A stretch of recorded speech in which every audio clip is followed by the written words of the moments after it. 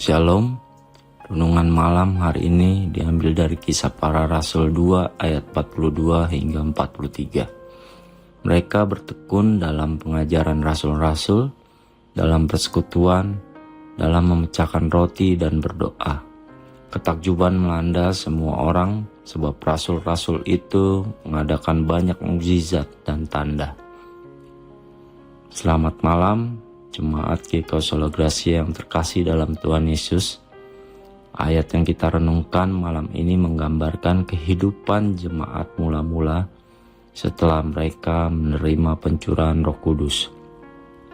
Menarik untuk diperhatikan bahwa karya Roh Kudus tidak hanya terlihat melalui mukjizat dan tanda-tanda ajaib, tetapi juga melalui kehidupan persekutuan yang sehat. Mereka bertekun dalam 4 hal. Yang pertama pengajaran firman, kedua persekutuan, ketiga memecahkan roti dan berdoa. Inilah ciri jemaat yang dipenuhi Roh Kudus. Roh Kudus tidak hanya bekerja secara pribadi dalam hati seseorang, tetapi juga mempersatukan umat Tuhan menjadi satu keluarga rohani. Di zaman yang semakin individualistis ini, kita sering sibuk dengan urusan masing-masing. Namun firman Tuhan mengingatkan bahwa pertumbuhan iman tidak terjadi sendirian. Tuhan memberikan saudara-saudari seiman untuk saling menguatkan, mendoakan dan menolong ketika ada yang lemah. Melalui persekutuan kasih Kristus menjadi nyata.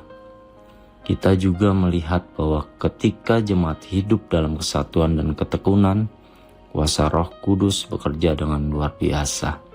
Mukjizat dan tanda-tanda bukanlah tujuan utama, melainkan buah dari kehidupan yang berpusat kepada Tuhan.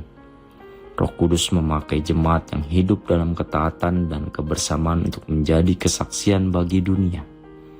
Malam ini, marilah kita bertanya kepada diri sendiri, apakah saya masih menjaga persekutuan dengan Tuhan melalui doa dan firman?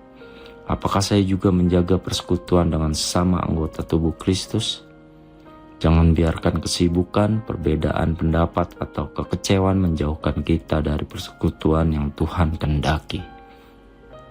Kiranya Roh Kudus terus memenuhi hati kita, menguatkan iman kita, dan mempersatukan jemaat GKI Solo Gracia dalam kasih Kristus.